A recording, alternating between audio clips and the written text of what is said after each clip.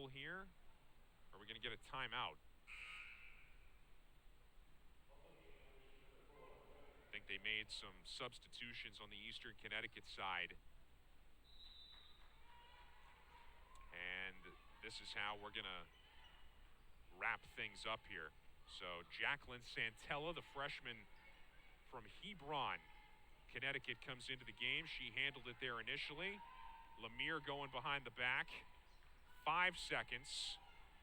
And here is Santella on the drive. And she's fouled by St. Cyrin with 11.1 to go. And that's going to mean free throws here for the freshman.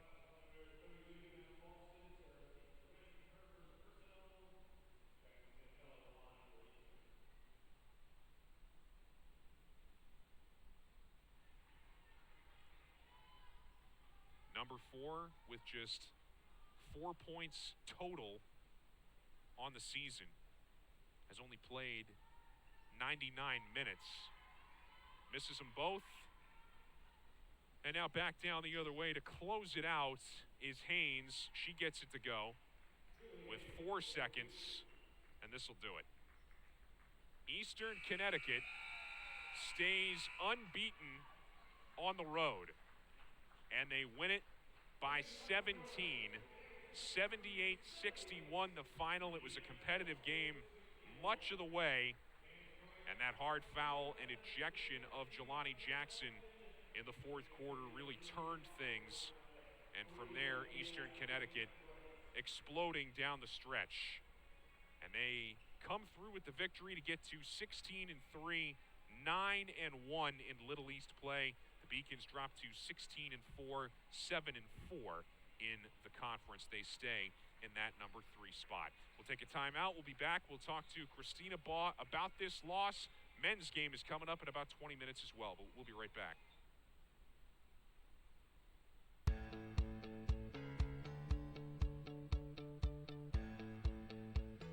Being a part of the different activities and organizations that I've been a part of, I'm actually able to see myself where I'm like, hey, I actually can make a change. I'm one person that can make a difference. Division III has helped me to develop teamwork skills, critical thinking skills, time management skills. It's not just about basketball, or it's not just about school, it's about developing yourself as a person altogether.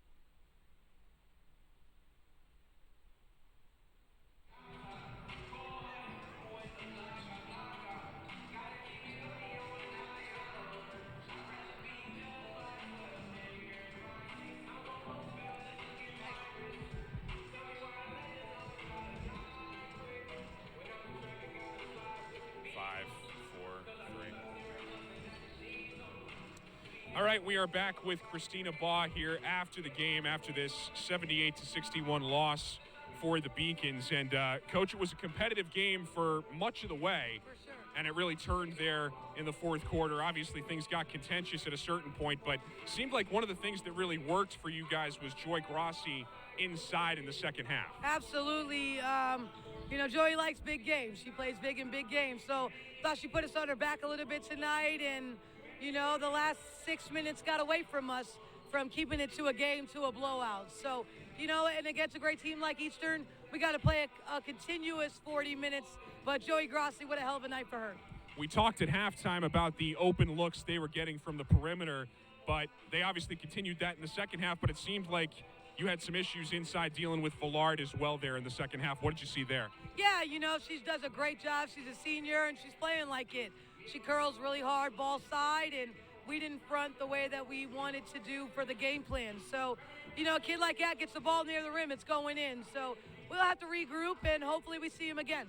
Bottom line, you guys are still in a decent position here as we come down the stretch. 4 games to go in the regular season. Where do you still need to grow? Where do we still need to grow? Every game is so different. Every game plan is so different. We just got to stay together right now. What an emotional game for us, of the battle back and forth and still fighting down the stretch. So, we just got to regroup after this and stay together and stay healthy. All right, Coach, all the best. We'll see you down the stretch. Thank you so much. All right, men's game is coming up. Let's go back up top.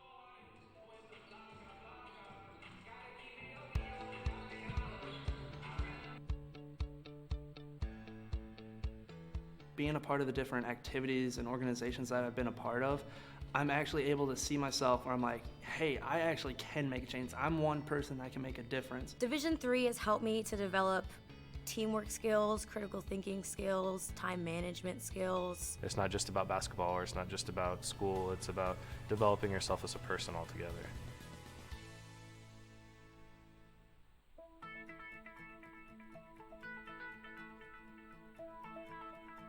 College has given me the flexibility to pursue my passions and my interests, and I've recreated my identity for myself aside from just being an athlete. My greatest personal discovery has been that I am capable of doing things that I didn't know I was capable of doing. To be able to study what I wanted to and continue to play the sport I love, all of those things came together very nicely in one package in Division III.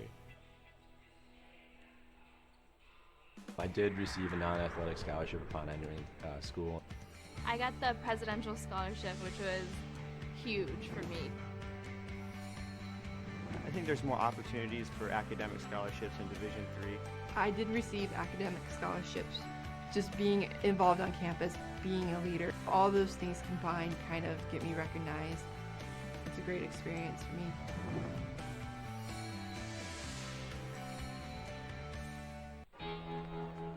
Cheer for the stumbles. The he shoulda had that's. And the tears that linger. For in those moments, greatness lies.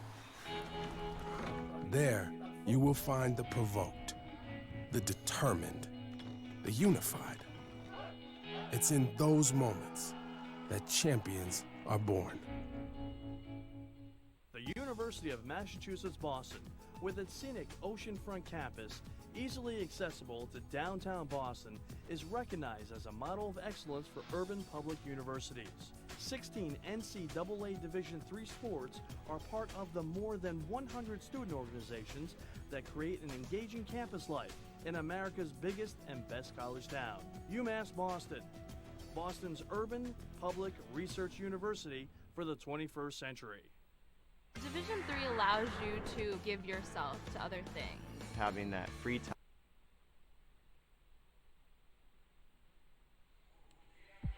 All right, so we'll do our quick run through of the final numbers here. Eastern Connecticut, 49% from the field, 50% from three for the game, which is just an unheard of number, but this team is used to it. And you see that they shot 50%, 9 out of 18 from three-point range in this game. Most of those in the second half. 6 of them were in the second half. It was a big difference. Rebounding, slight edge to the Warriors. They had the edge in assists as well, and just too many unforced errors for the Beacons. 15 turnovers compared to 9 for Eastern Connecticut. Go to the individual leaders here as you take a look at who ended up on that top line at the end. Talked about Joy Grassi with Coach Boss, 16 points. Mazik and Williams both with 11. Lizzie Cretella, the leading scorer in the game for the Warriors. She had 20. Anna Barry with 17 at the end, and it ended up a 17-point margin. 78-61, Eastern Connecticut sweeps the season series, and the Beacons will next be in action here against Rhode Island. Or excuse me, they'll actually be at Western Connecticut before that on the 5th, and then Rhode Island will be here on February the 8th. All right, as we move forward here, the men's game is coming up in short order, just under 15 minutes or so away. So we will take a brief pause and switch gears quickly before the second game of our doubleheader coming right up.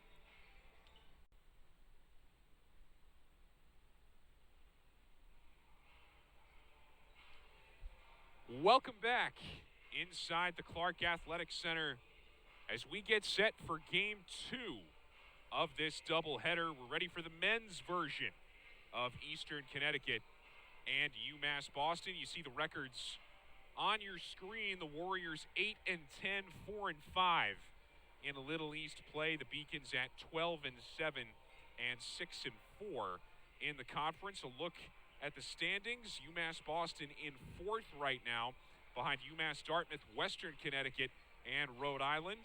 And Eastern Connecticut in the number 7 position, tied with Southern Maine for conference record, and above only Castleton, who is in dead last.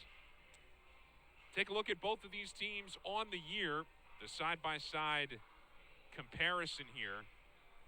Points per game pretty similar. Slight edge to the Warriors. Points allowed per, significant edge to UMass Boston, and that makes sense. This is the number 1 scoring defense in the Little East.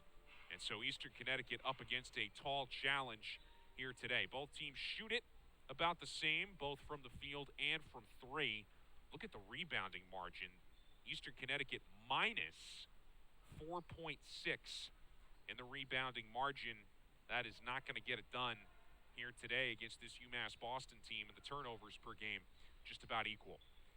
Some of the guys to watch for in this game, they stand out in the individual leaders here. Charles Mitchell, the leading scorer, just over 16 per game for UMass Boston. He comes into this one just 35 points away from becoming the first UMass Boston player to reach the 1,000-point mark in his career since 2015. So we'll watch that one throughout the game. Dason Sinelli, leading shooter both from the field and from 3. On the Eastern Connecticut side, here's an interesting storyline. There's Jake Colligan. He's their leading scorer at 18.8 per game. We're not sure if we're going to see him or not, because we were told prior to the game that Colligan picked up a technical foul in Eastern Connecticut's last game, which was a heartbreaking 2-point loss to Western Connecticut. And evidently there's a rule that was put into place, at least this is the word on the street from Eastern Connecticut, that if you pick up a technical foul, you are suspended for the next game. So we don't know if that's the truth or not. We're going to find out here momentarily along with you. But if Jake Colligan is not on the floor for Eastern Connecticut, that is a huge, huge development and a big-time advantage for the Beacons in this game. Seth Thomas, the leading rebounder and shooter from the field as well. All right, our players to watch in this one, and we'll give you Dason Sinelli on the Beacon side.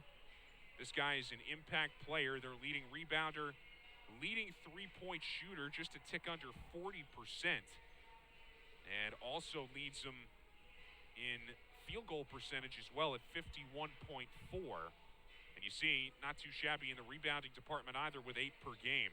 Corey Muckle is the guy we're going to point out, the junior out of Westbrook, Connecticut for Eastern. 14.4 points per game. The free throw percentage at 73%, and he shoots it at just under 35% from 3.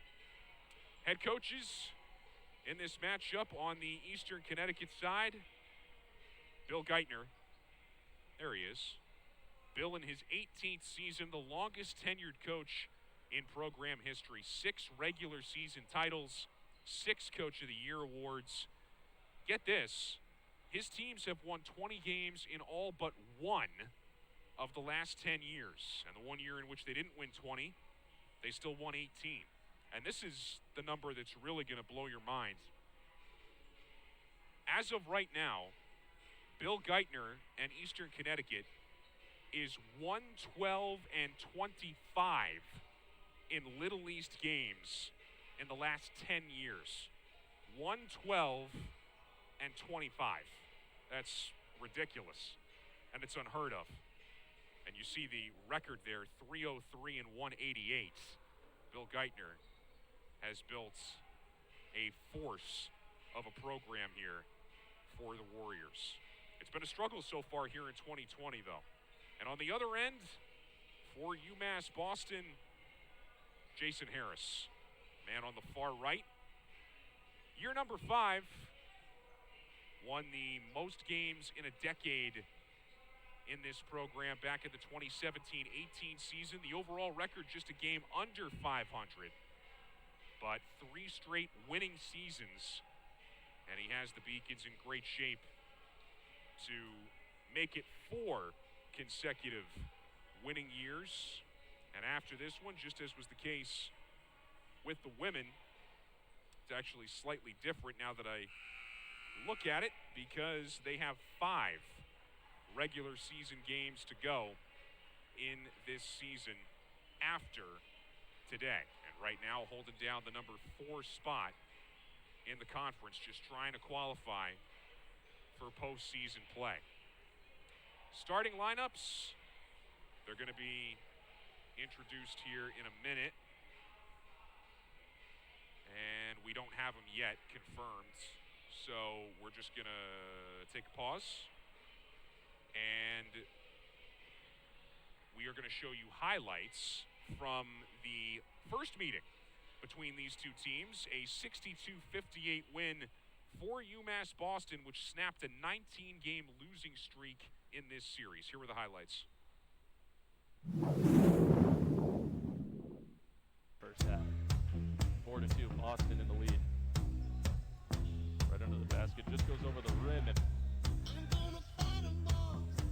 Boyd takes a shot, able to bank it in. Deacon's doing a really good job with the ball first with the 3. Able to make it. Kicks it out to Boyd. He's going to take a drive towards the basket. Comes up with a tied game here. Winding down to 6 minutes and 30 seconds left. Boyd drives toward on the first half for Thomas. Mitchell's going to give it a try for 3. Banks it. Callaghan more involved.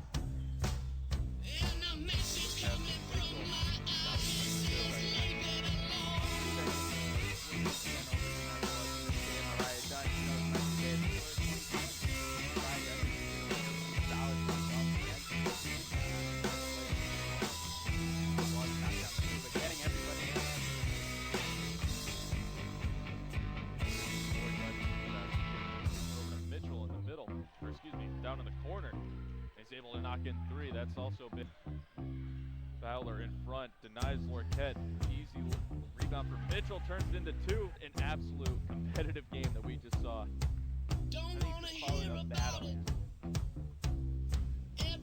So that was Eastern Connecticut's first loss in this series since 2009, and one of the biggest wins for Jason Harris and his team to this point in the season. Starting 5s today: Sharon Fowler, Thomas Close, Sean Gashi, Rakesh Tibby, and Corey Muckle, the starting 5 that was turned in. So there you go. What's a name that we don't see there? Jake Callaghan. We don't see Seth Thomas in there either. So we'll see if they're just not starting or not playing at all here today. Meanwhile, for the Beacons, starting 5, pretty consistent. Michael Boyd, Charles Mitchell, Tommy Burris. And the starting 5 today, Mark Monroe and Dason Sinelli. Rounded out. Just about set to go. Couple of minutes past 3 o'clock here on this Saturday afternoon.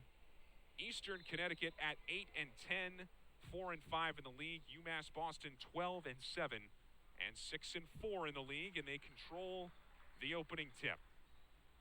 And it's in the hands of Michael Boyd, as immediately they try and set up Monroe down low, and he scores the first 2 of the game and will head to the free throw line.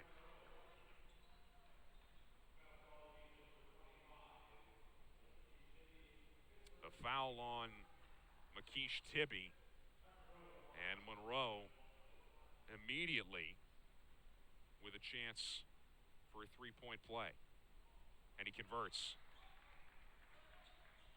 So, again, just to give you a sense of what Eastern Connecticut is losing as they turn it over here, without Jake Callaghan, their leading scorer, their leading free throw shooter, and their leading assist man. Callaghan is all 3 of those things, as this one will go the other way back to the Warriors. Seth Thomas also was involved in a technical situation in their last game against WestCon, and he's their leading rebounder. And he also leads them in blocks with 20, so those are two huge players that, for the moment, they are without. Sean Gashi hits the three, and that ties it, so Eastern Connecticut going to need contributions from guys like Gashi here today if they're going to hang in, as the rebound comes down to Sharon Fowler. And back the other way, Boyd comes away with a steal, and they get it up to Charles Mitchell. Pretty take, and he lays it in with the right hand.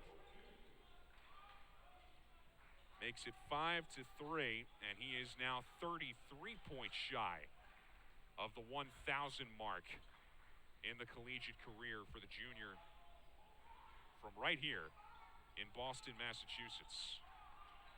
Thomas close with it.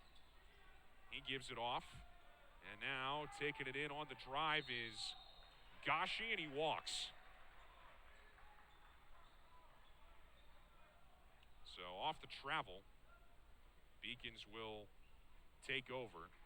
This is the number 8 scoring offense in this league. That has been the problem for UMB this season. They average just over 70 per, but another 2 here as Burris drives it in. Eastern Connecticut has also had trouble scoring this year. They're just the number 7 scoring offense in the league as they turn it over. And the Warriors trying to avoid their first 2-game losing streak in this series since the 2005-2006 season, when they dropped 3 in a row to the Beacons.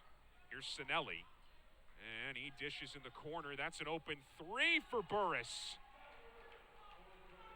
And it's 10-3. And a strong start for the home team here. After Eastern Connecticut tied it at 3, that's now a 7-0 run.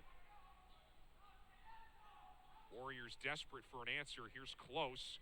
Dumping it down. What a block from behind by Sinelli, as driving it in was Fowler. And now a travel here.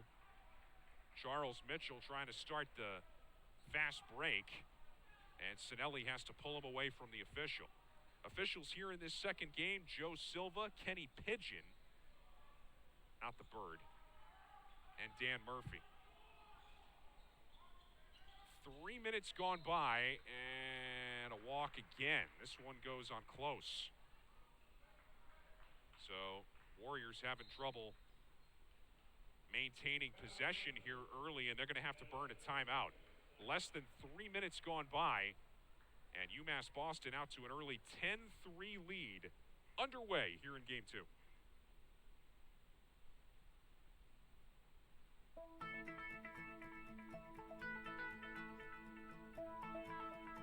College has given me the flexibility to pursue my passions and my interests, and I've recreated my identity for myself aside from just being an athlete. My greatest personal discovery has been that I am capable of doing things that I didn't know I was capable of doing. To be able to study what I wanted to and continue to play the sport I love, all of those things came together very nicely in one package in Division III.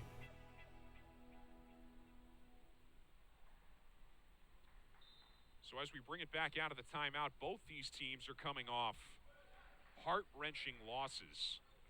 Told you about Eastern Connecticut dropping an 81-79 game to Western Connecticut on Wednesday. Well, the Beacons dropped one on the road as well, as Sinelli on a strong take lays it in for 2. The Beacons blew a 17-point lead in the second half in their loss to Southern Maine, 80-78. And Jair Roberts hit 2 free throws with 0.3 of a second left in regulation to win that one for the Huskies.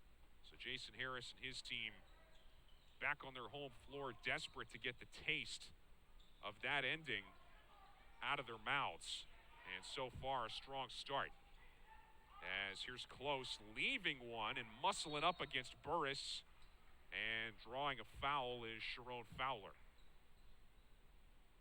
Sophomore out of Springfield, and he will go to the line. That's the second foul on Burris. Just about 3.5 minutes in. Fowler hits the first free throw. Eastern Connecticut 73% as a team from the line.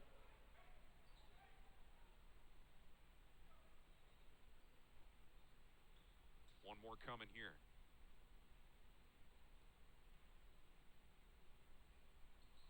Got them both.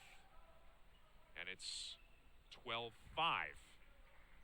as the Warriors try and get their footing underneath them here in this one. It's been a rough stumble out of the blocks here for the visitors.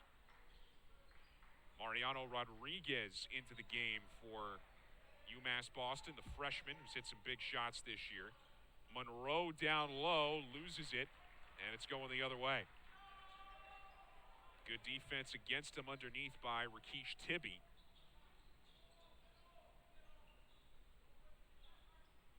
And the Beacons trying to establish Monroe down in the paint early in this game. They're going to the senior. Thomas Close. Down underneath. They go back to Fowler. Nice move around Monroe and lays it in. And Sharon Fowler gets it back to a 5-point margin. And on the other end, here's Mitchell driving it. Leaves for Monroe, and he lays it in. High off the glass. And Monroe continues to assert himself. It's 14-7. Just about 5 minutes gone by here in this first half. As here's a free throw line jumper from Fowler that doesn't go. Rebound comes down to Boyd. And up ahead now with Mitchell. Going against Close. Mitchell with a drop step.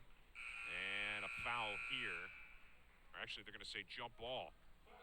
Jump ball, and that will take us to our first media timeout. 15:03 left in the half. 14-7, home team. I'm the first undergraduate alumnus to lead this university. I'm very proud of that. I was literally able to transform my life because of the University of Massachusetts, and I want that for every single student that walks through the door.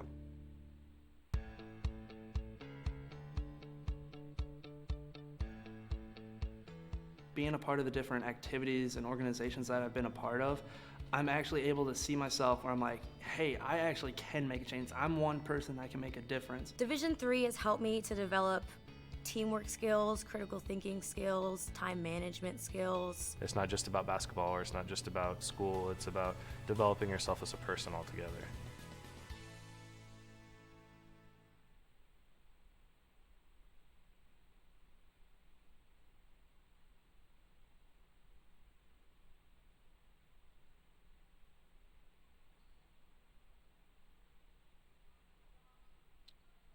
Back out of the timeout, coming into this game. Beacons have lost 2 out of 3. Eastern Connecticut has dropped 3 out of 4, and all 3 have been tight losses.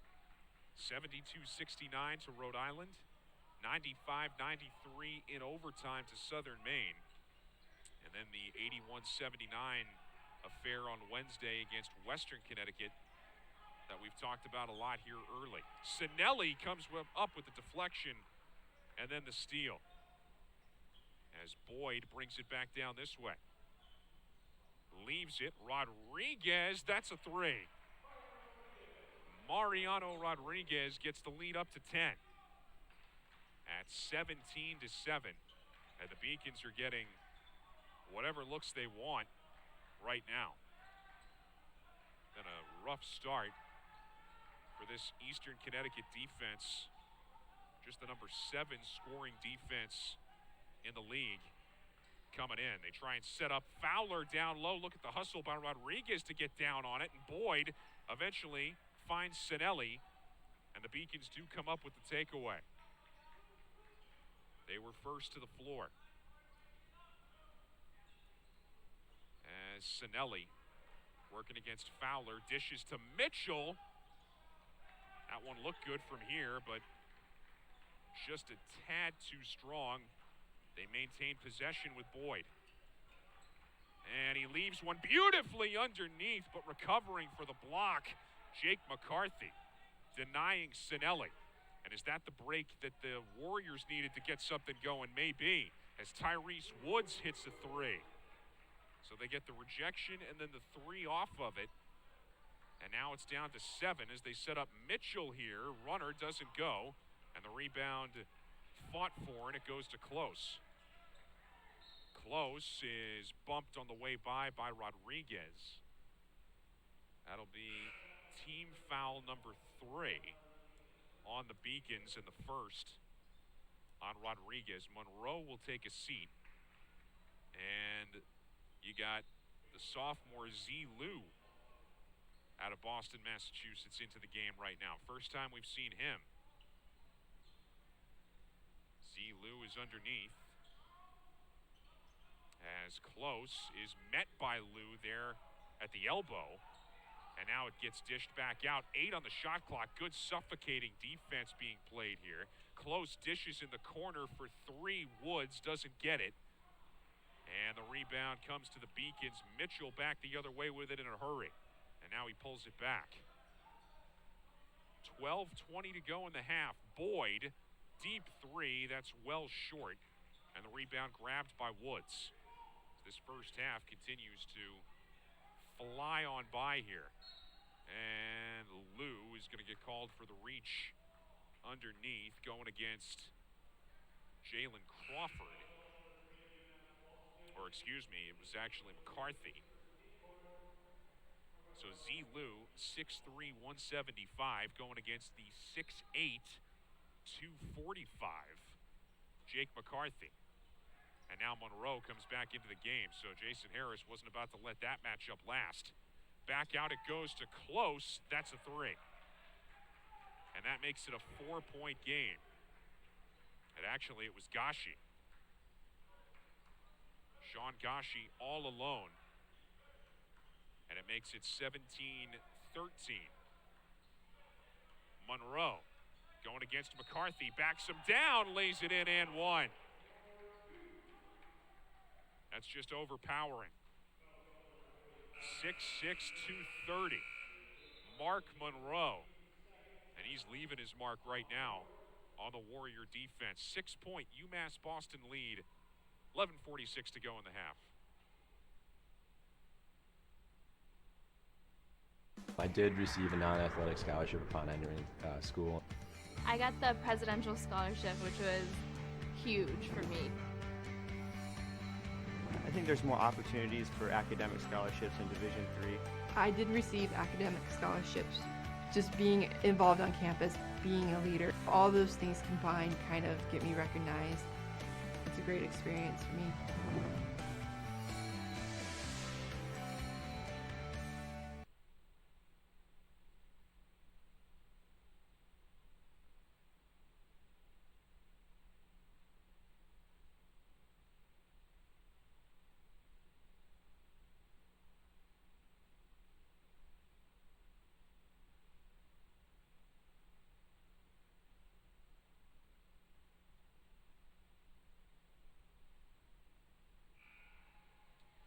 Right now, both teams are shooting it pretty well. UMass Boston at 61% from the field and 50% from 3. Warriors 57% from the field. And they are 3 out of 4 from behind the arc. Monroe at the free throw line misses. And Sharon Fowler grabs the rebound. Leading scorer for the Warriors is Gashi. He's got 2 threes. As underneath on the drive here is Woods, and Monroe grabs the loose one. Beacons right now being led by Monroe. He's got 7 of the team's 19, and he goes up strong and will go back to the free throw line. They continue trying to exploit that matchup down low. That's the first foul on Gashi. And Monroe with a couple more free ones here. Hits the first. That has been a big problem, though, for this Beacons team. At the free throw line, as a squad, they only shoot 61.6%. As Monroe hits both, but that is second to last in the Little East. That's an area that's just got to improve if they're going to make a legitimate tournament run here down the stretch. A lot of young players on this team, but that's a number that Jason Harris just can't accept. In the corner, Fowler front rims a three. Sinelli grabs the board and he wants to go. Dishes quickly to Mitchell. Breakaway three, and it goes up and over everything and back the other way.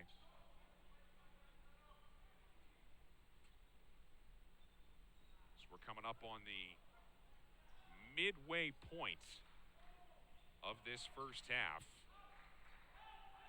UMass Boston leading it by 8. Here's a deep three that is off the front rim short by Muckle, who's one of the guys we talked about in our pregame segment. Haven't heard much from him so far in this game. Look at Monroe going down low, and McCarthy swats it and leaves Monroe down on the floor in his wake.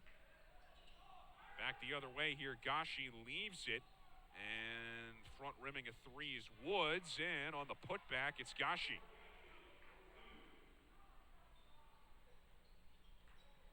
And it's 21-15 with under 10 minutes to go in the half. Sinelli puts the left foot down and now pivots back around again. Shot clock under 10, and Sinelli's bumped up top. And Muckle, he gets called for the foul, his first. Both sides now at 4 in the game. It's been a relatively whistle-free first half here. Here's Boyd leaving it. Sinelli open, front rims it. And the rebound comes down to Close. And now wide open is Buckle in the near side corner. That's Cash. Buckle makes it a 3-point game, and they continue to hang around here. Eastern Connecticut. Buckle's first points of the game. Now here's Mitchell laying one in. And it's back to a 5-point game, 23-18. Another quick three gets launched by Close, and the rebound is fought for and taken by Muckle in the corner. And now Muckle calls for it again, working against Boyd. Step back, yes. Corey Muckle drains it. Back to a 3-point game. Well, we said they're going to need contributions from some other guys here in this game, and Muckle now starting to step up on these last couple possessions. Monroe, tough shot. And he got it to go. He's up to 9.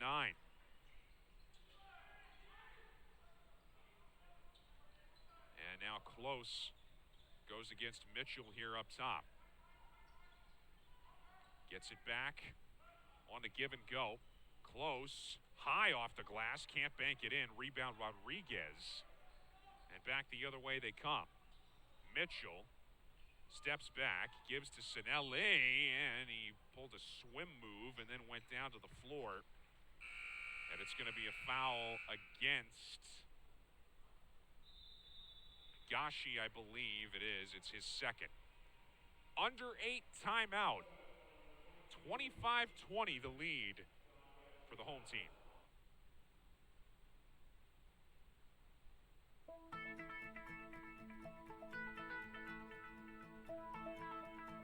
College has given me the flexibility to pursue my passions and my interests, and I've recreated my identity for myself aside from just being an athlete. My greatest personal discovery has been that I am capable of doing things that I didn't know I was capable of doing. To be able to study what I wanted to and continue to play the sport I love, all of those things came together very nicely in one package in Division III.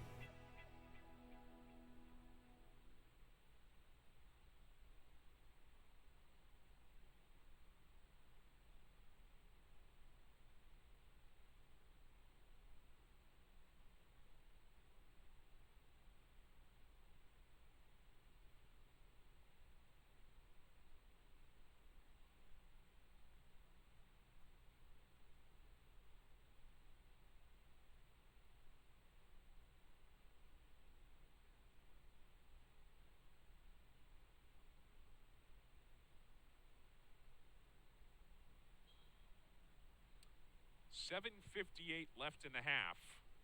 And the Beacons up by 5, looking to add to it here. Z. Lou is back in the game.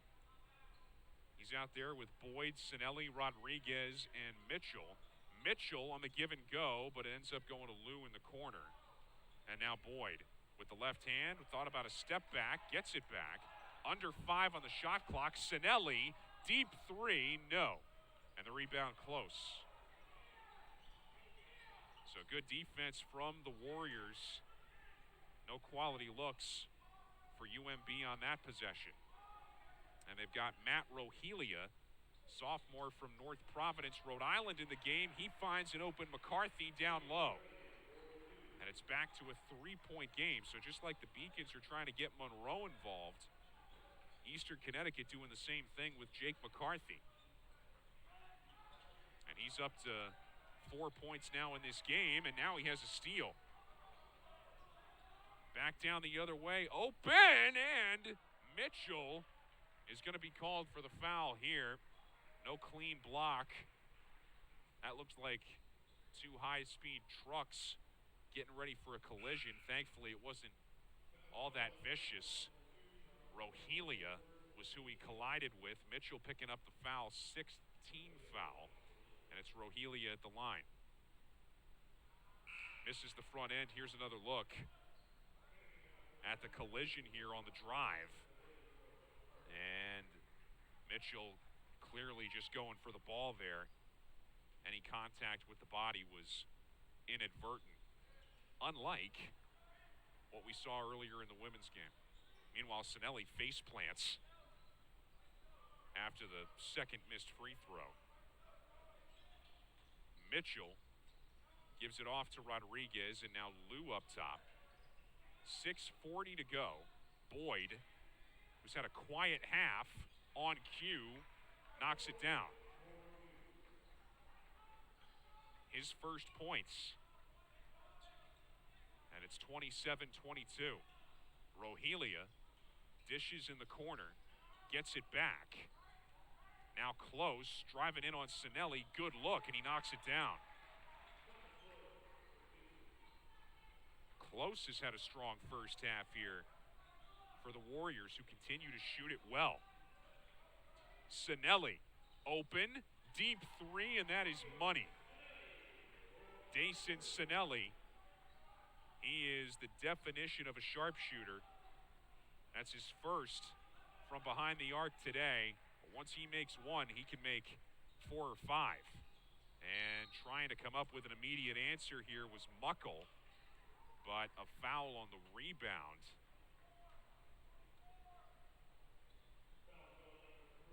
And it's the second one on Z. Lou, and the team's 7th. So this will be a 1-and-1 coming here for Sharon Fowler.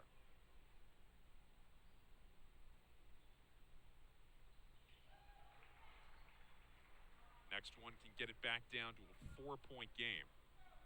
As the fouls are now starting to add up for UMass Boston. Fowler hits them both. 30-26. As Boyd will bring it along here.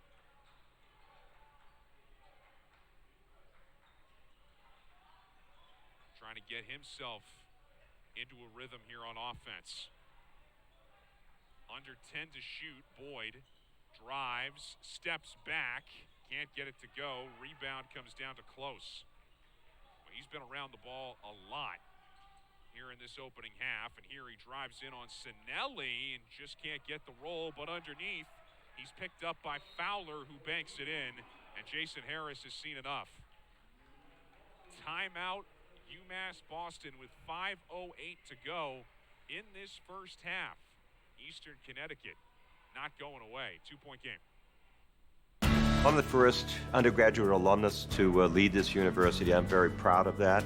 I was literally able to transform my life because of the University of Massachusetts, and I want that for every single student that walks through the door.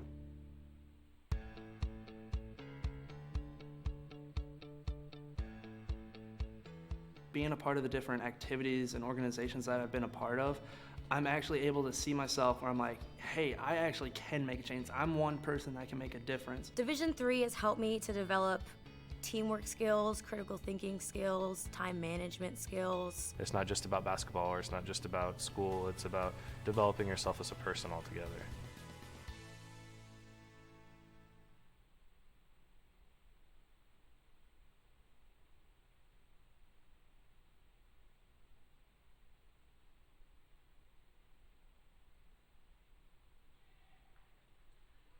Boyd handles the inbound as he brings it along here. He's already got 4 assists in this game. He gets 4 more, he moves into the top 10 in program history for a single season as Monroe gets called for the travel here. But the next assist that Boyd gets in this game will move him into the top 10 in assists for a career in UMass Boston history. So he is going to hit that milestone for sure. Close goes up and over everything here on the 3. So back the other way it will come. UMass Boston jumped out to a 17-7 lead in this game. But Eastern Connecticut has fought back. And again, getting contributions up and down this roster as team foul number 6 is called here. And it's number 1 against Sharon Fowler. Sinelli on the give and go with Mitchell, has it taken away. Pickpocketed by Gashi. Up the other way, he dishes to Rohelia. No, looks it, and laying it in to tie the game, Fowler. 30 apiece. What an effort by Eastern Connecticut to get all the way back. Mitchell tries to answer immediately, and he's fouled shooting a 3. It's Gashi who picks it up. And that's going to take us to the under 4 timeout, but it will be 3 free throws for Charles Mitchell when we come back. 3rd foul on Gashi. I did receive a non-athletic scholarship upon entering school. I got the presidential scholarship, which was huge for me. I think there's more opportunities for academic scholarships in Division III. I did receive academic scholarships. Just being involved on campus, being a leader, all those things combined kind of get me recognized. It's a great experience for me.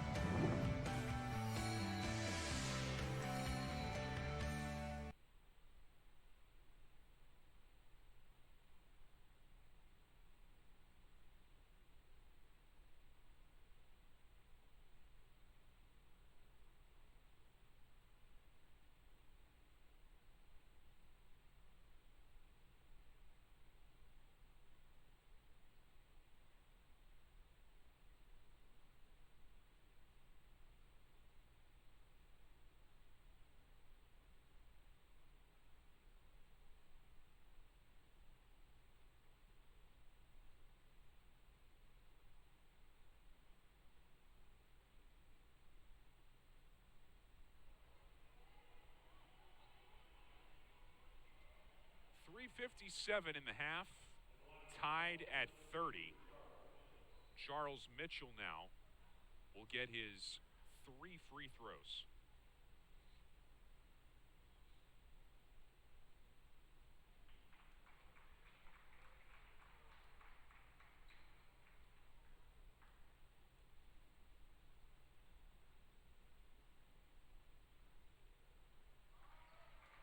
For the first 2. Again, we talked about this team's struggles at the line. Trying to salvage just one here, and he can't. Misses all 3. This is an epidemic for this Beacons team, no question about it. They got to try to overcome it here. As Close works with the left hand. Dishes off, gets it back, and they work it around. This is John Gill, the senior, who's in the game now, number 40, as they dish it down low. Look at these moves from Fowler, and he can't get it to go. Mitchell there for the rebound.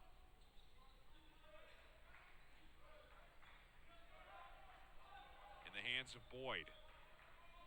Back up top, Sinelli. Sinelli takes it himself. The lane's parted. He can't lay it in. Monroe couldn't get the putback. Sinelli, finally, the third time is the charm. As we come up on 3 minutes to go, Beacons regain a 2-point lead. Close. Dishes off. This is Muckle down the lane. Lays it in. Runner. And we're tied again.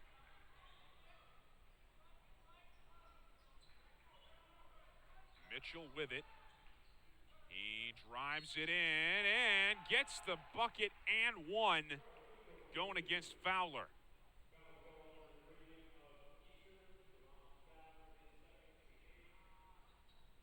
The 5'10" Charles Mitchell taking it straight at the 6'5" Sharon Fowler. Lays it in, gets the call, and now tries to finish the three-point play, which he does. So that's 1 out of 4 on free throws now for Mitchell. 35-32. Here's Close. Driving it in. They leave Rohelia all alone, and he makes them pay. Rohelia ties it at 35. Another open shot from the perimeter. Here's Rodriguez, thought about it. Dishes to Boyd, he's thinking about it. And now Mitchell doesn't need to think about it. He'll just take it, can't get it. Rebound Gill. Final 2 minutes of this first half. Here's Rohelia. Mitchell meets him just shy of half court. And now Close. Shot clock down to 10. Rohelia dishes back. McCarthy can shoot over Mitchell all day, and he's well short. Monroe grabs the board.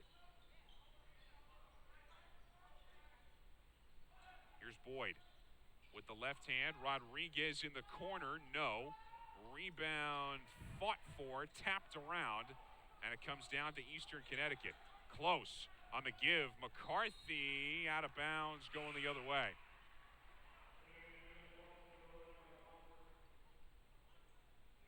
With a minute 20 left, as Rodriguez will come out, and you have the junior Mike Maher, who has been given some important minutes here this season, including that game we were here for against Western Connecticut that the Beacons won in overtime.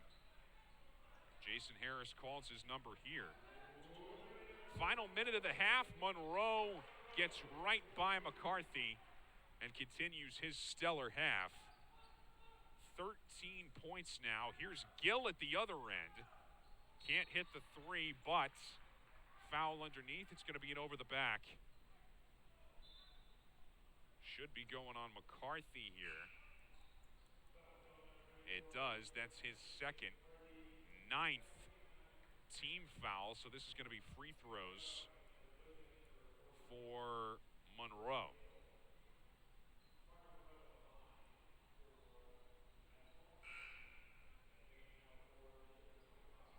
as now Rakesh Tibby comes back in. McCarthy with those 2 fouls will sit for the remainder of the half here.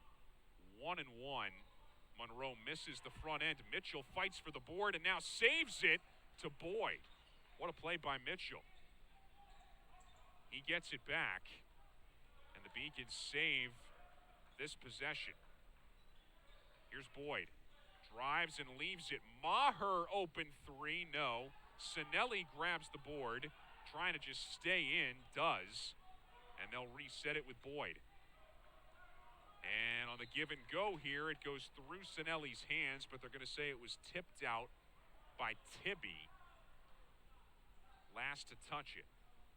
So game clock at 19 and a half. Shot clock is at 12. So can't take it all the way down. Mitchell has it go off his hand, nearly lost it. 5 to shoot. Mitchell crosses in the corner. Maher, they're going to run out of time. Shot clock violation. Maher had to put that one up and just lost track of the shot clock, which is now off. 7.4 seconds to go in the half. And one final shot here for Eastern Connecticut. Instead of steal, Mitchell gives to Boyd, who lays it in. Sloppiness at the end of the half. Rohelia, I don't think he got it off. And Sinelli's going to throw one down just because. And that will take us to the half. Back and forth, Eastern Connecticut mounting a comeback, but the Beacons up by 4, 39-35. When we come back, we speak to Jason Harris at the half.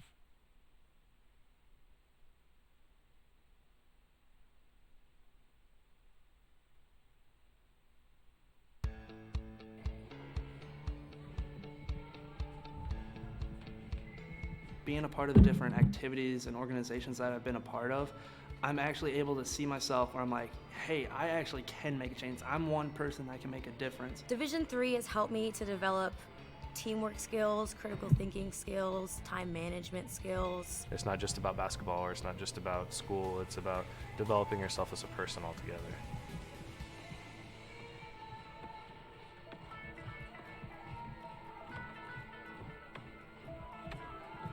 College has given me the flexibility to pursue my passions and my interests, and I've recreated my identity for myself aside from just being an athlete. My greatest personal discovery has been that I am capable of doing things that I didn't know I was capable of doing. To be able to study what I wanted to and continue to play the sport I love, all of those things came together very nicely in one package in Division III.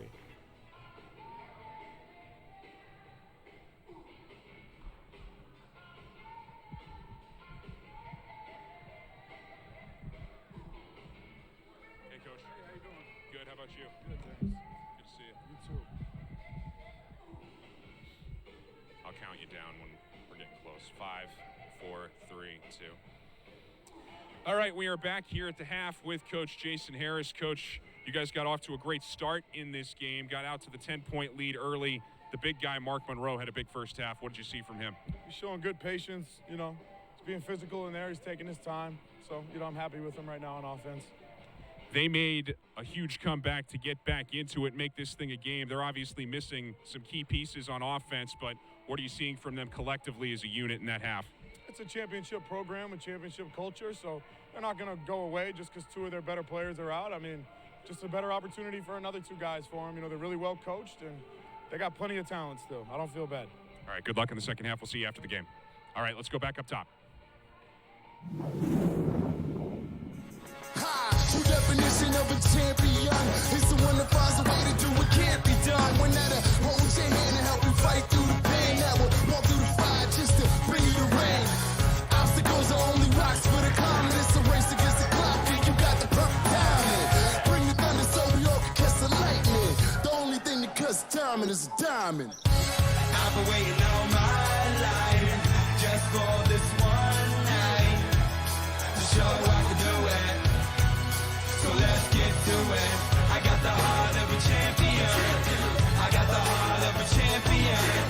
I got the heart of a champion. And I will not give up. Give up, I've been fighting all my life just to get a little taste or a slice of that pie.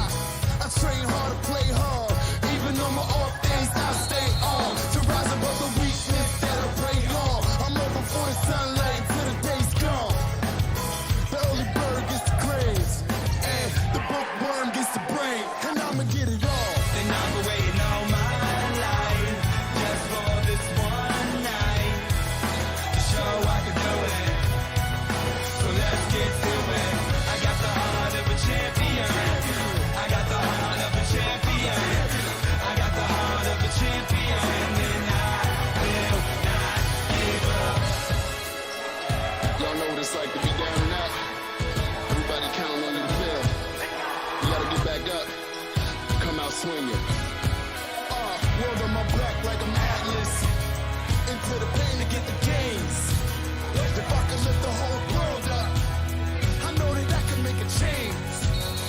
So bring on the 4 horsemen. I bet you I'ma take the reign. No pain, no gain, no shame. Until my team's got a ring. Bang! Give up, I was fighting all my life just to get a little taste or a slice of the pie. Give up, I was fighting all my life just to get a little taste or a slice of the pie. Give up, I was fighting all my life just to get a little taste or a slice of the pie. Give up, I was fighting all my life just to get a little taste or a slice of the pie. All my life, this one night, yeah. So up to it. So let's get to it. Let's get to it. Let's get to it. Let's get to it. And I will not give up. And I'm waiting on my life. Just for this one night. Show I can do it. All right, we are back here at the half of game number 2. UMass Boston with the 4-point lead, nursing that 4-point lead right now at 39-35. Let's take you inside the first half numbers here. Both teams shooting it better than 50%. Beacons at 52%. Eastern Connecticut not all that far behind at 46. The 3-point advantage in favor of the Warriors right now, 39%. Again, those free throw numbers are just unacceptable for Jason Harris and crew. 44% free throws in that half. That has been one of the stories of their season. Warriors with a couple of more rebounds. Beacons a couple more assists. And the Warriors with 10 turnovers to 8 for UMB. Individual leaders, there they are. Talked about Mark Monroe with Jason Harris. Big guy has 13 right now. Charles Mitchell with 9. Charles Mitchell's name is all over that left side of the screen. Leads him in rebounds, assists, and steals as well.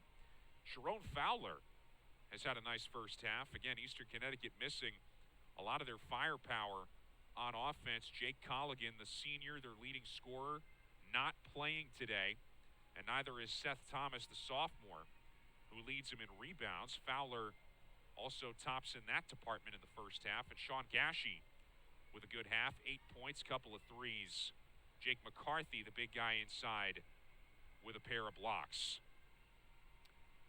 So, at this point, we are going to give you some more highlights from that first half. Again, the Beacons jumped out to a 10-point lead early, but Eastern Connecticut, with their pedigree, battled back and made this a 4-point game. Back after the highlights.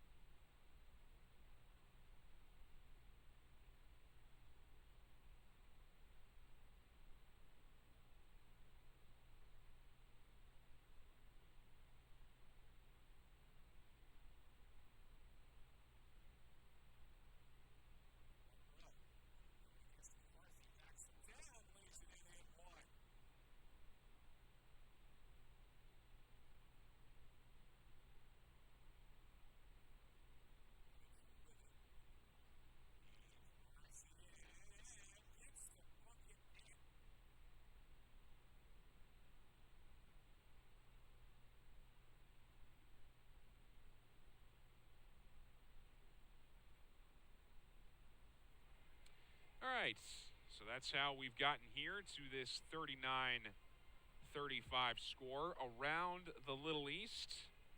Other games going on right now. Southern Maine, 24-15.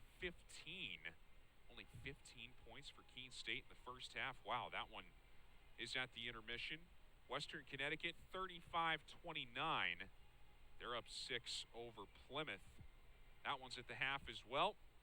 And then Rhode Island and Castleton will meet in a little bit. That's a 5 o'clock start time. All right, we are going to give you some women's hockey highlights now from Friday when the Beacons fell to Southern Maine 3-2. Then we'll come back and go around Beaconville.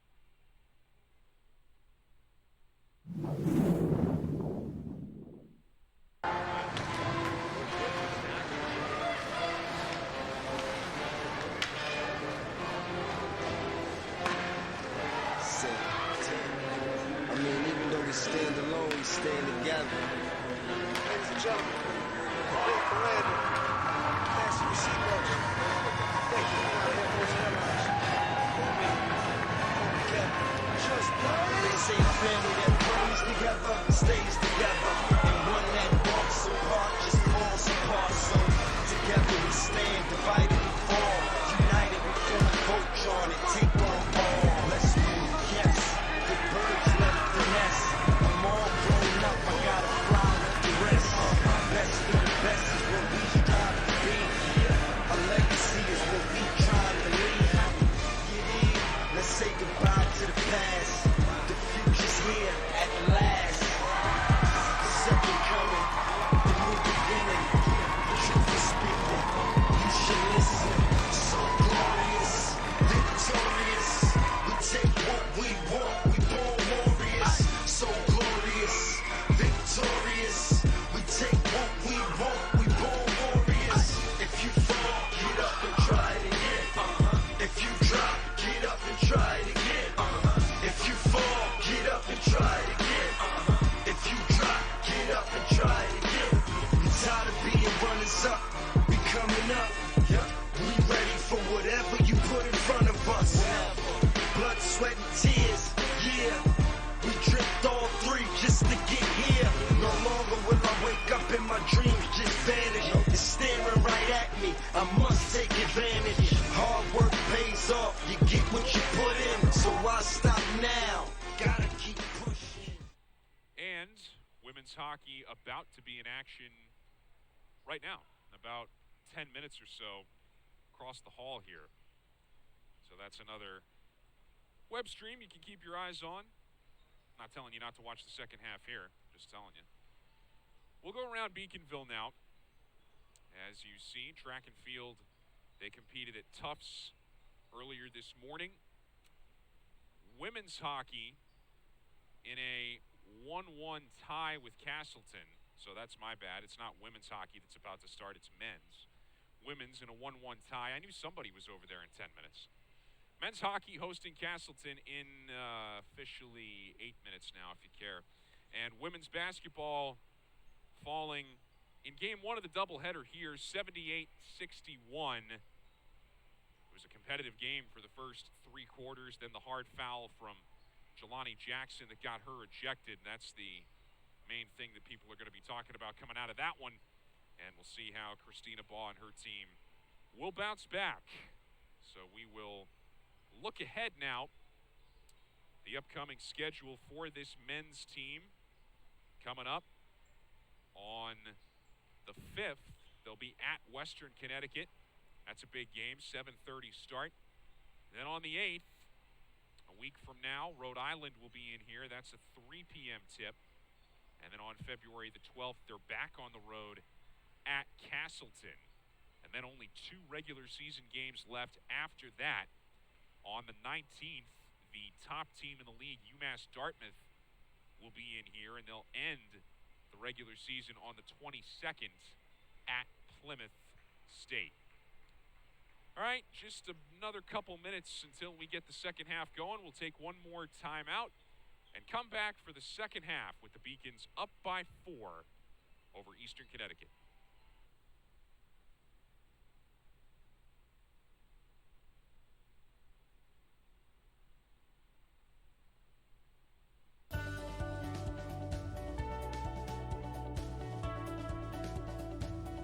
I just wanted to get good grades and to do well. But it also made me realize that I have a lot of career goals. You're there to get a full college experience, not only participate in your sport, but participate in things outside of that. And it's all about growing as a person. My coaches have helped me with figuring out who I really am. Their lives are dedicated for us to succeed.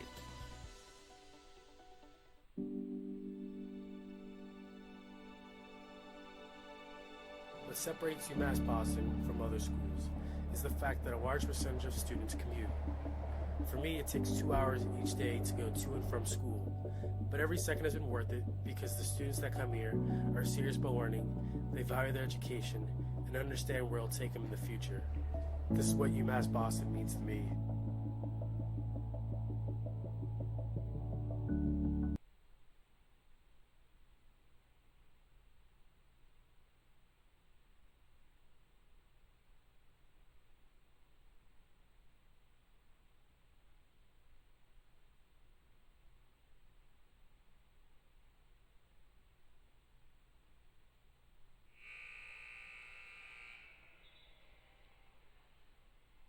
Ready to go now in the second half.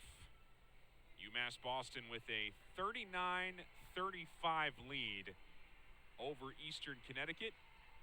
Mike Drew and the crew back here with you. Beacons 20 minutes away from their 7th conference win of the season. If they can hold on, would get them to 13-7. Again, they are sitting in the number 4 position in the Little East right now, but they're not far off from either of the top 3. UMass, Dartmouth, Western Connecticut, or Rhode Island. Any of the top 3, I should say.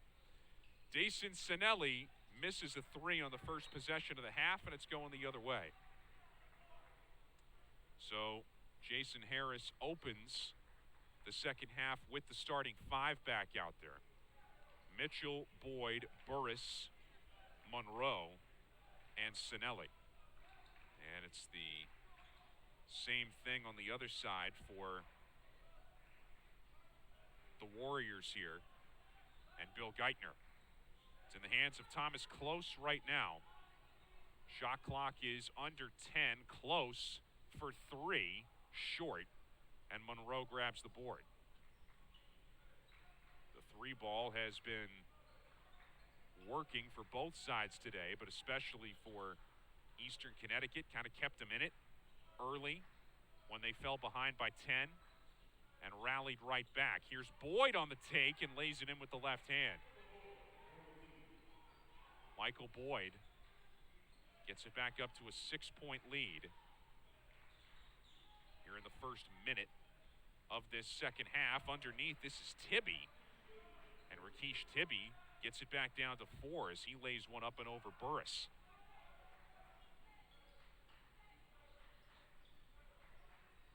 41-37. And Sinelli on the drive, and it's a charge. He took it right at the chest of Tibby and Fowler. It ended up 1 against 2, and Sinelli's not going to win that fight. That's his first foul and the first foul of the second half on either side here.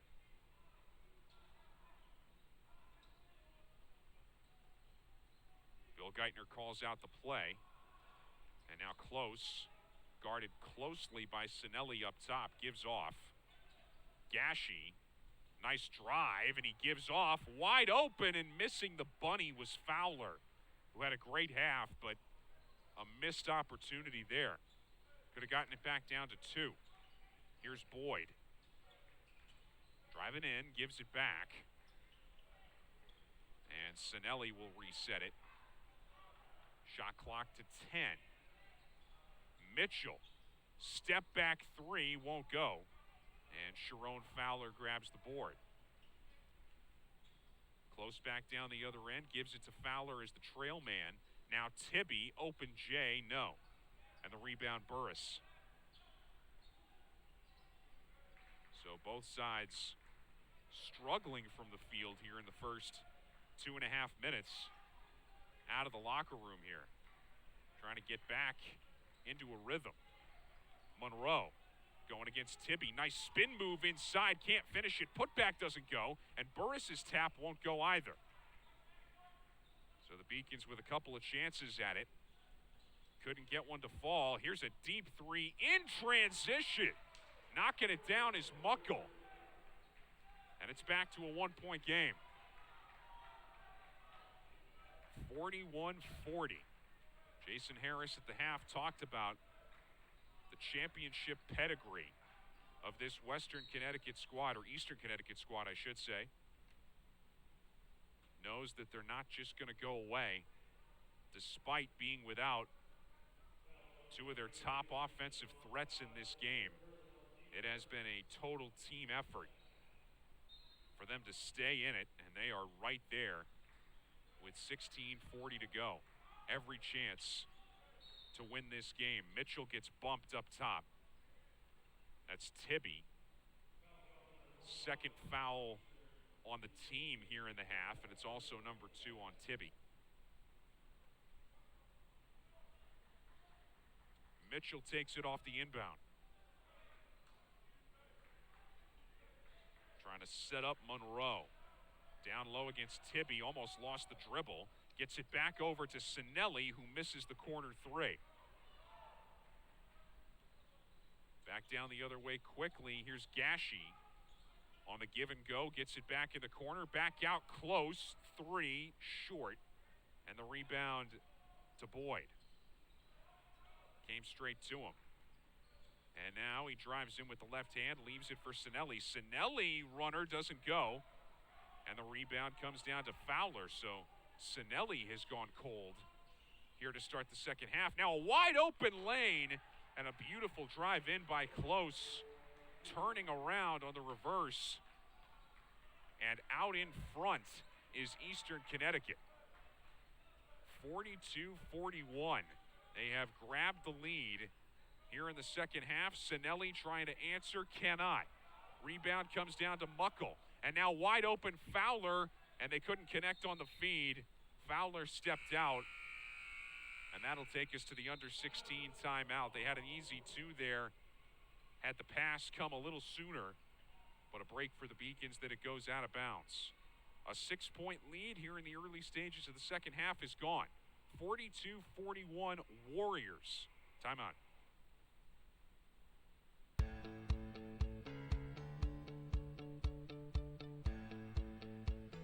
Being a part of the different activities and organizations that I've been a part of, I'm actually able to see myself where I'm like, hey, I actually can make a change. I'm one person that can make a difference. Division III has helped me to develop teamwork skills, critical thinking skills, time management skills. It's not just about basketball, or it's not just about school. It's about developing yourself as a person altogether.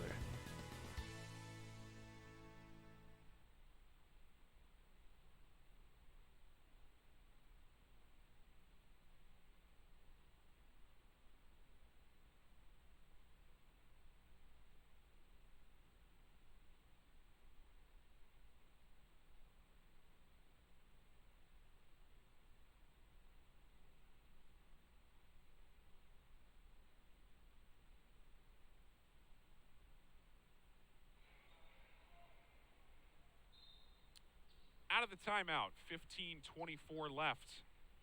And the Beacons now trailing it by a point. And here's Boyd giving it back. Burris, open look, can't hit it. Rebound Fowler, but it's going to stay here. And over the back call on the rebound.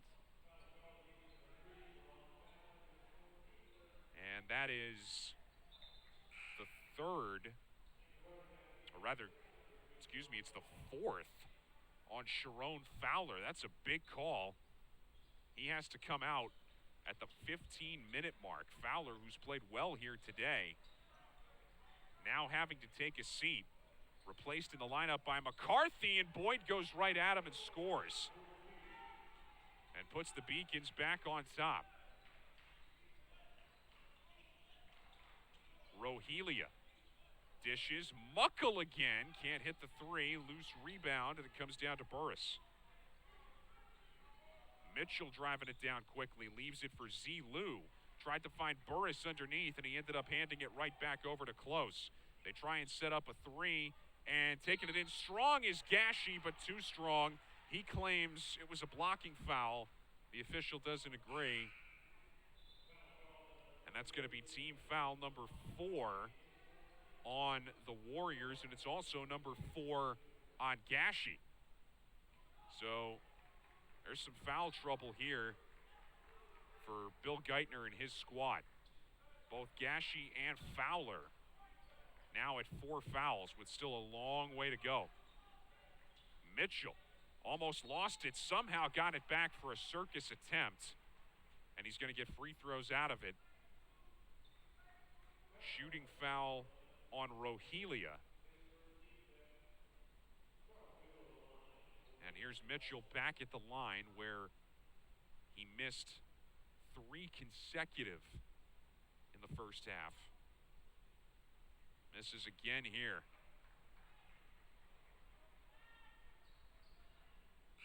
And you're going to have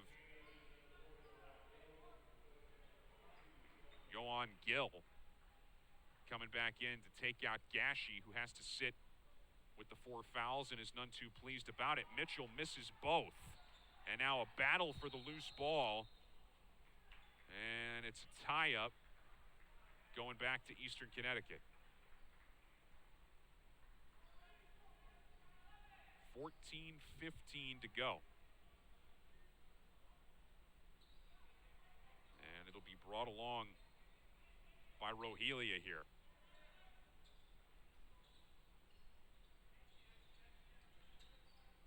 Gill has it up top, and now they leave it for close to reset. Shot clock under 10. They try and set up McCarthy down low, and they're going to get Monroe for a reach. And Jason Harris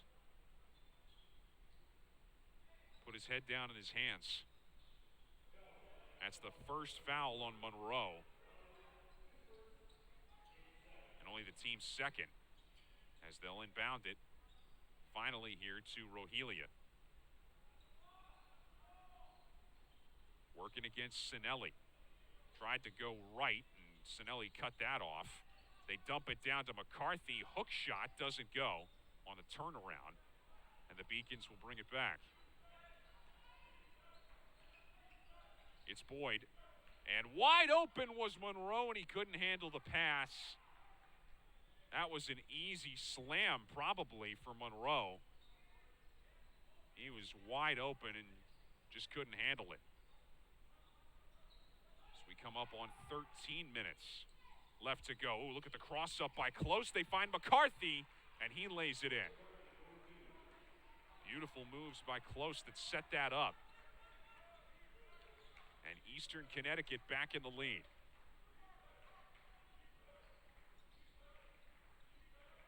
Here's Monroe. Big on big here, and Monroe can't finish it. Close gets the board. Back down the other way, give and go, and McCarthy lays it back in. The lead is 3 for the Warriors, and a timeout taken by the Beacons. With 12:44 to go, beautiful passing, and McCarthy finishes it off. 46-43, Eastern Connecticut. Not only are they not going away, they're up by 3.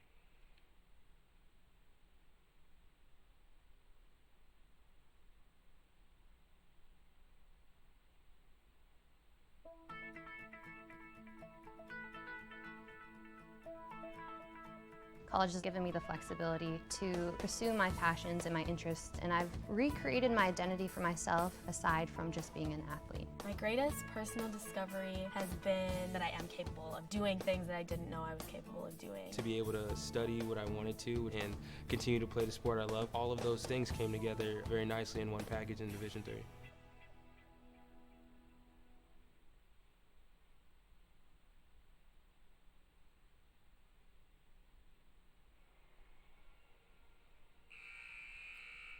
All right, we return here. 12:44 left in regulation, and we'll see what Jason Harris drew up here in the timeout. His team now trailing it by 3 after leading by 10 in the first half. Here's Sinelli, open look, knocks it down. And that ties it. Dason Sinelli trying to get back into a rhythm, and that 3 may be a turning point in this game. if he can do it. Gill trying to dump it down to McCarthy. There's a foul down here.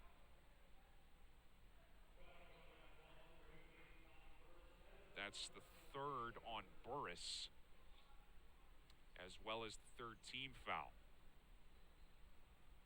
Beacons now are shooting 4 out of 16 from 3, which ups the percentage to 25%. Has not been easy from beyond the arc today.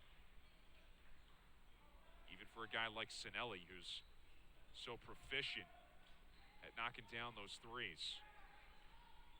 Time for that to change. Rohelia back out. This is Gill, wide open, can't hit it. And they're going to get McCarthy here, which the Warrior bench can't believe. But that's McCarthy's third and the team's 6th. And we're going to go right into another media timeout here under 12. 11:56 to go. Tied 46 all. I'm the first undergraduate alumnus to lead this university. I'm very proud of that. I was literally able to transform my life because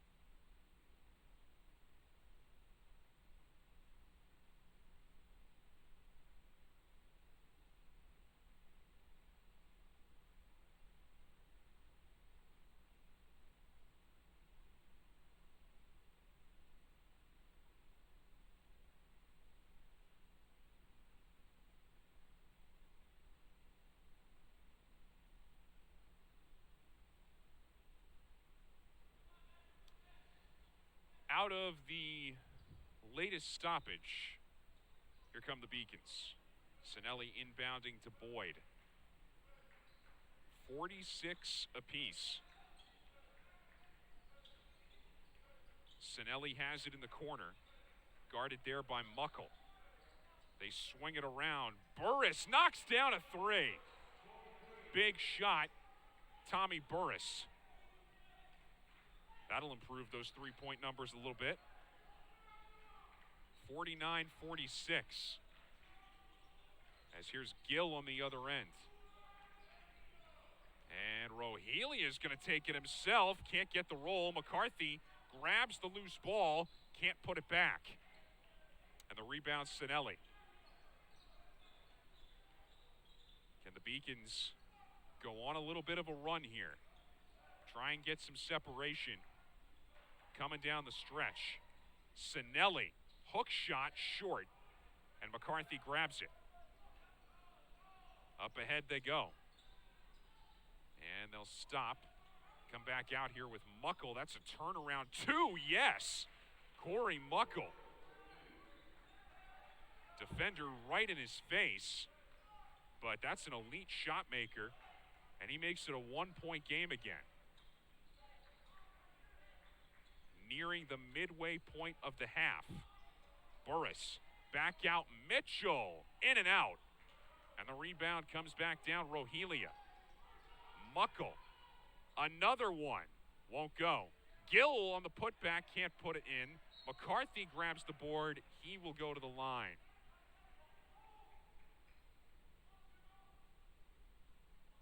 And they're going to get Sinelli for his second foul here. It's going to be a couple of shots for McCarthy. Trying to get to 8 points here if he makes them both. Monroe's going to check back in. He takes Rodriguez's spot.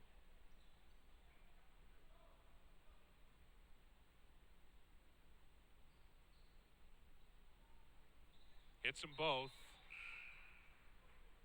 tied at 49, or at least we were. Now it's 50 to 49. Eastern Connecticut back on top with 10 minutes to go. Crunch time starts here. Mitchell leaving for Sinelli. And now back over to Boyd. Boyd, pull up two. Yes, tough shot. And Michael Boyd knocks it down. Beacon's back in front, and Boyd now into double figures with 10.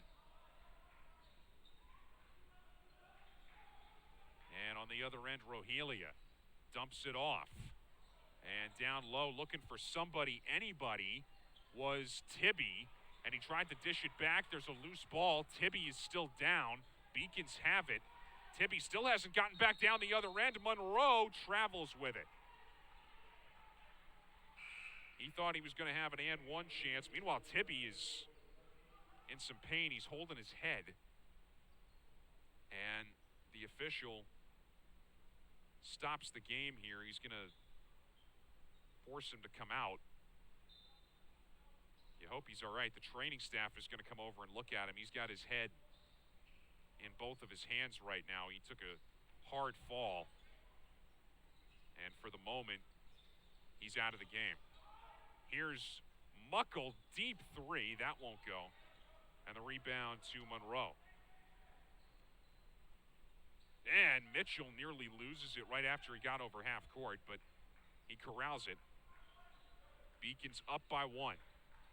Sinelli over to Burris in the corner. Money. Tommy Burris. And the lead is back up to 4. That's a couple huge threes from Burris, who has 6 points now. Muckle, after it was nearly taken away by Boyd, and Muckle buries it. And it's back down to 2. Muckle is up to 12. He's the leading scorer on the team. 54-52. Approaching the 8-minute mark. Mitchell leaves for Sinelli. Shot clock is down to 6. Boyd is bumped.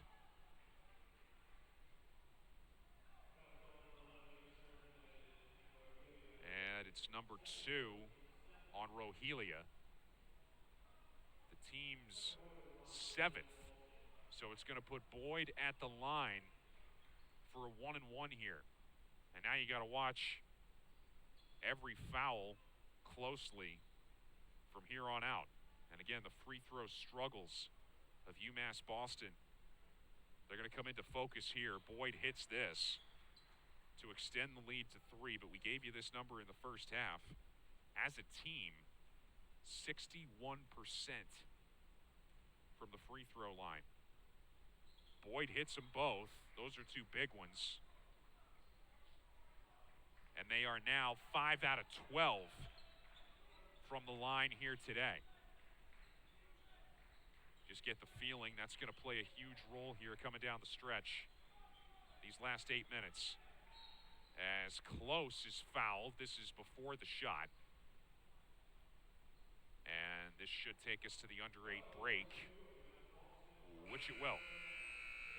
Foul is on Mitchell, his second, and the team's 5th. 7:51 to go. 4-point game.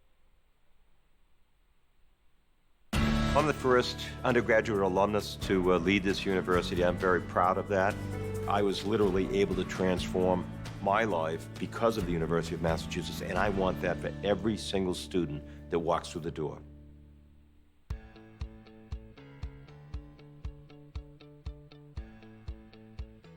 Being a part of the different activities and organizations that I've been a part of, I'm actually able to see myself where I'm like, hey, I actually can make a change. I'm one person that can make a difference. Division III has helped me to develop teamwork skills, critical thinking skills, time management skills. It's not just about basketball, or it's not just about school. It's about developing yourself as a person altogether.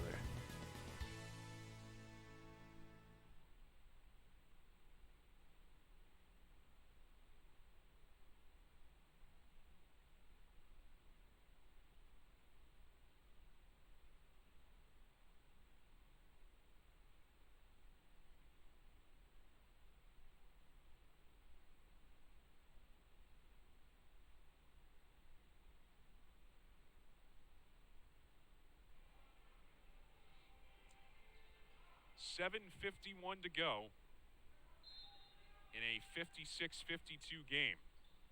Eastern Connecticut trying to keep hanging tough. Close is stripped, and Boyd comes away with it.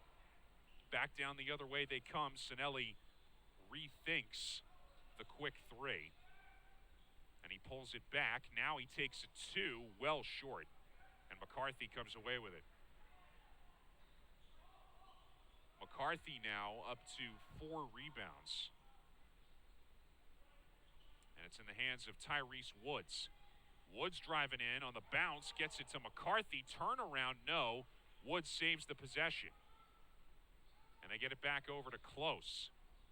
On the drive, back out, Woods for 3. Tyrese Woods. And it's back to a 1-point game at 56-55.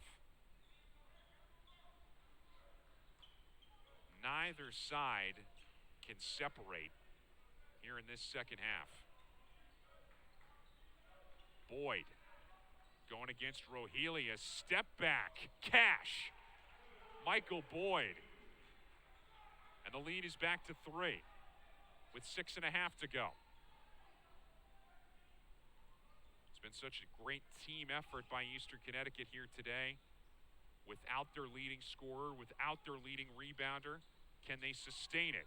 Rohelia doesn't get the roll, and Monroe grabs the rebound. Up ahead they come.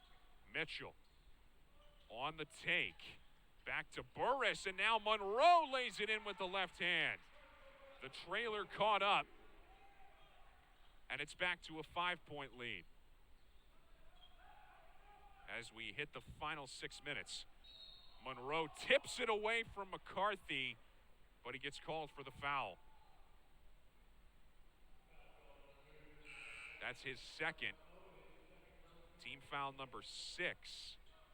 So we're 1 away from the 1-1 on this end. Rohelia and McCarthy both going to come out. Sean Gashi is back in with the 4 fouls, as is Sharon Fowler. So they're brought in here down the stretch. Muckle, step back, no. And it's going to stay here. Burris was the last to touch it. So Gashi to inbound again. Nobody there, and now he finds Fowler. That's a 2, no. Rebound, Burris. As he went up strong to pull it down, and Jason Harris says, let's take our time here. Up by 5. With 5.5 to go, doesn't want to rush. Make sure they get a good look. Boyd over to Burris. That's a 3. No.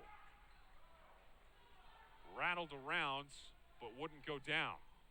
And on the other end, Gashi on the take over the fingertips of Monroe, but couldn't get it to go down, and he grabs the rebound, does Monroe. And now they try and set one up to Mitchell on the drive underneath. Jason Harris says we didn't need that. So they didn't run any time off the clock there. And they turn it over. As we hit 5 minutes left. And here's Muckle fouled, shooting the 3. It was Sinelli. That's his 3rd. And it's going to be 3 free throws for Corey Muckle.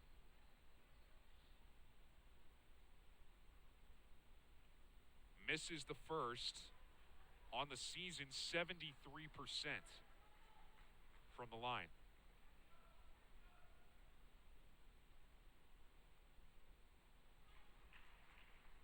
One more coming.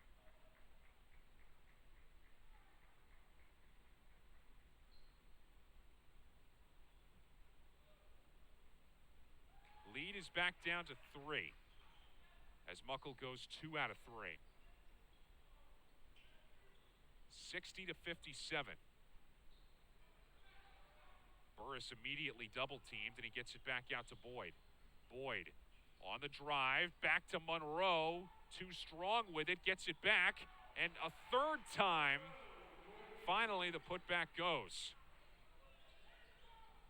Second and third chances for the Beacons offense.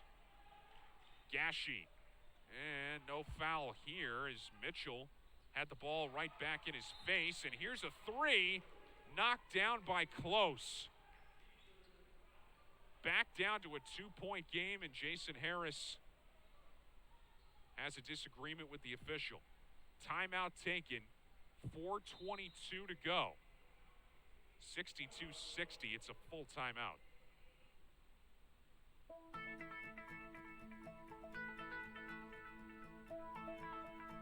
College has given me the flexibility to pursue my passions and my interests, and I've recreated my identity for myself aside from just being an athlete. My greatest personal discovery has been that I am capable of doing things that I didn't know I was capable of doing. To be able to study what I wanted to and continue to play the sport I love, all of those things came together very nicely in one package in Division III. I did receive a non-athletic scholarship upon entering school. I got the presidential scholarship, which was huge for me. I think there's more opportunities for academic scholarships in Division III.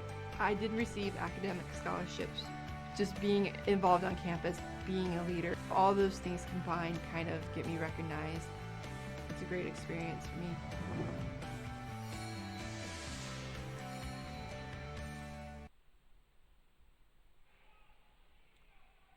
Both these teams have played so many tight games this season. UMass Boston has gone to overtime 3 times. Eastern Connecticut's gone there twice. The last time they played, the final was 62-58. Eastern Connecticut has had 3 of their last 4 games decided by 2. As Monroe scores and gets it to 64-60, and we are coming down to the wire yet again. As inside here, Monroe will grab the miss.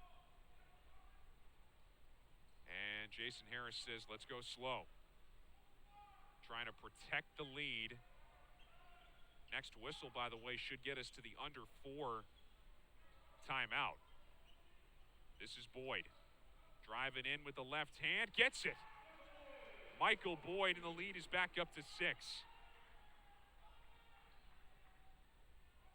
Boyd explosive on the drive. And now he's got 14 points. He's had a huge day. Underneath, Fowler spinning around, and Monroe swats it back. Big block by Monroe as we're now at 3 minutes to go. 2-possession game. Got to have a stop if you're Eastern Connecticut. Boyd for 2. No. Rebound Muckle. And now back down the other way. It's Close. Close on the drive. Dishes off to Fowler, who is fouled from behind by Monroe. With 2:39 left. And the officials clearly have waived the under 4 timeout. They said the timeout that came with 4:22 was close enough.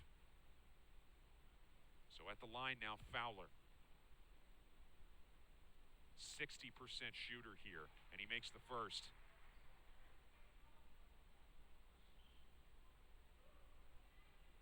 Even if he hits this next one, it's still a 2-possession game. Misses it, and Burris grabs it. 2:30 to go. Can the Beacons protect a 5-point lead? It's in the hands of Monroe. Back to Boyd. And Boyd will pull it back. Shot clock gets under 10. Burris will take the 3 and miss it. Rebound is fought for, and Mitchell gets it. And they'll reset the shot clock. Here's Boyd, as now it gets under 10 again. Mitchell on the drive. Beautiful find. And it's up to 7. And it's knocked out of bounds here by Mitchell. was going to take his time trying to track that thing down in the corner. Minute 56 to go. Warriors ball here from underneath. Close the inbounder. It's a 3-possession lead. As Sinelli will knock this one out of play. So you got Close, Fowler, Muckle, Woods, and Gashi. The 5 who are out there for Eastern Connecticut. And it's Woods right now.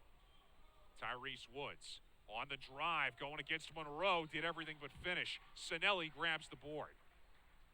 And this will give him a chance to run even more clock. As we get down under 90 seconds. And now the double team comes. Mitchell takes the ball. Shot clock is under 10. It's down to 5. Burris, the dagger, won't go. And the rebound to Muckle. Got to score every time out now if you're Eastern Connecticut. This is Close. Going against Burris. Close, can't finish. And the rebound fought for, and it's going to stay on this end. See who they put the foul on here. It's going to be number 3 on Monroe, which is going to send Sharon Fowler to the line.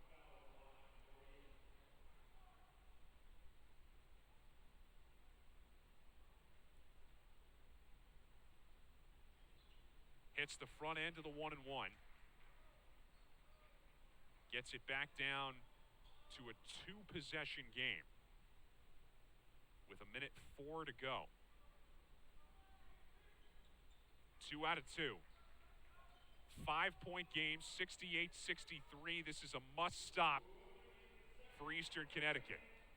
Beacons clear the press. Mitchell driving it down, and they tried to give the foul there.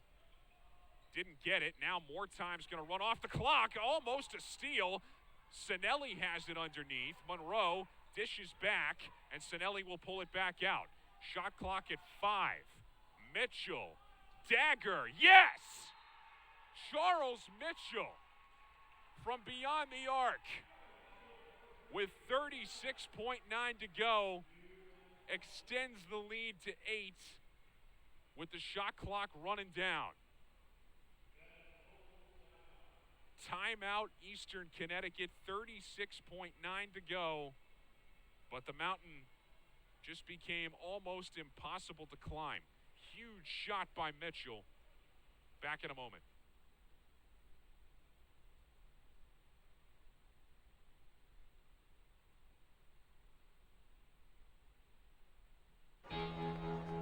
Cheer for the stumbles. The he shoulda had that's. And the tears that linger. For in those moments, greatness lies. There, you will find the provoked, the determined, the unified. It's in those moments that champions are born.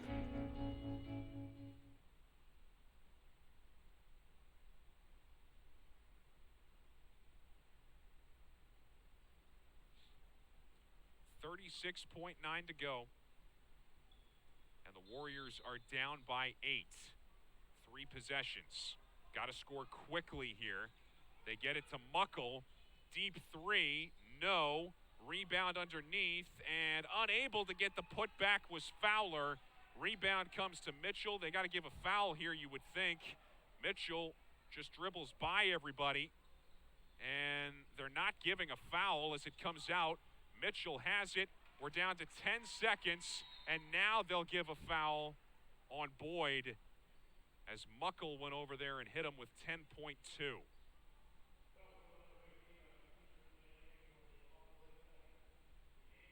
That's Muckle's second. It's going to send Boyd to the line, and UMass Boston is going to win this game.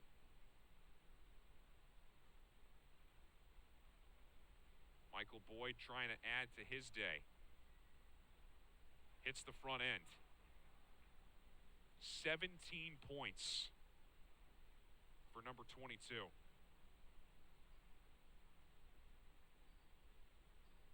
And now 18. Final 10 seconds of valiant effort by Eastern Connecticut today, as you're going to have an and one here.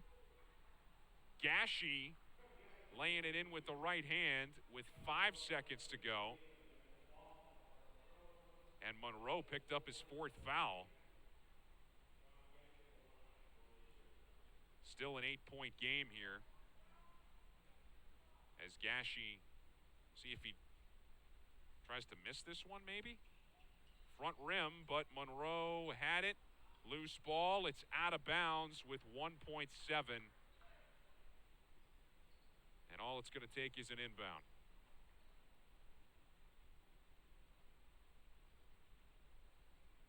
UMass Boston holds off a very game Eastern Connecticut team playing without its leading scorer and rebounder. But the Beacons down the stretch got the stops when they needed to. They win it 73-65. They improved to 7-4 in the Little East, 13-7 overall. The Warriors now 8-11 overall, 4-6 in Little East play. Big win for the Beacons. We'll talk to Jason Harris about it when we come back.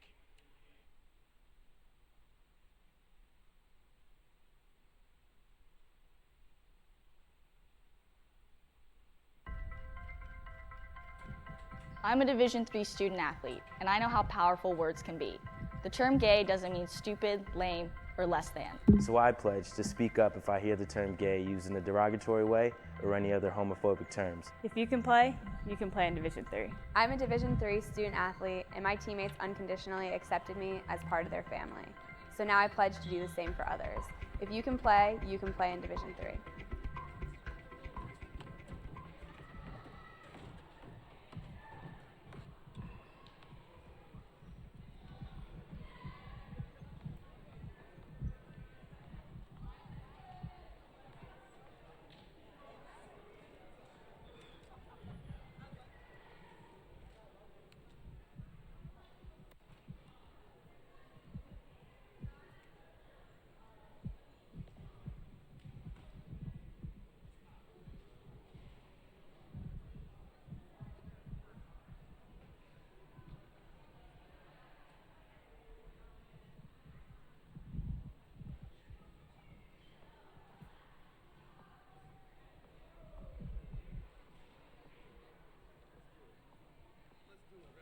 Hey, Coach. All right.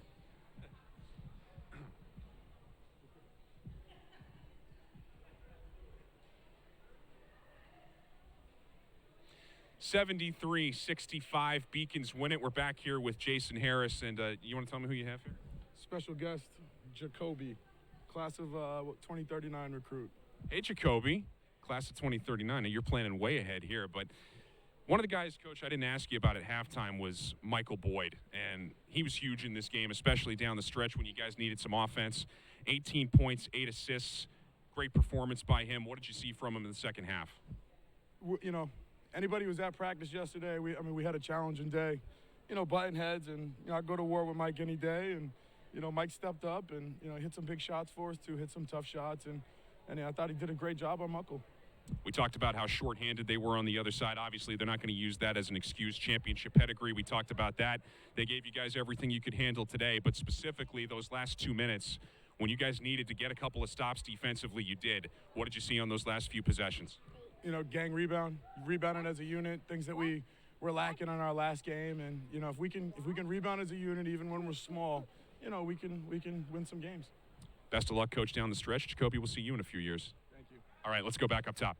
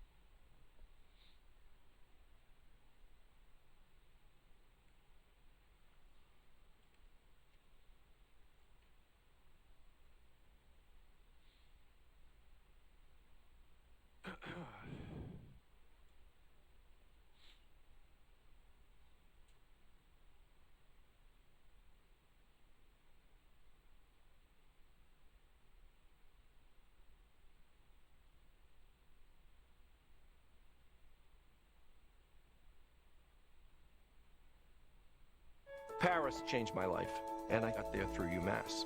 Those very specific seminal moments in Paris, the subway. A man in a tuxedo walked in, and a woman in a long gown. And it was stunning. It all hit me. It was like a lightning bolt. There was this world of beauty and style that I wanted to be a part of. That was the beginning of the journey. And that all came through the University of Massachusetts. And that was really a key moment for me. That's one of those moments you never forget. The University of Massachusetts Boston. It's just minutes from downtown, and the Princeton Review calls it one of the best values in the country.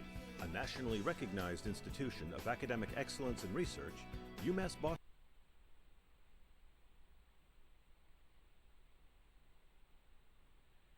All right, let's put a bow on this thing. This long day of basketball here. Final stats from Game 2. Beacon shot it at 48% from the field, 30 from 3.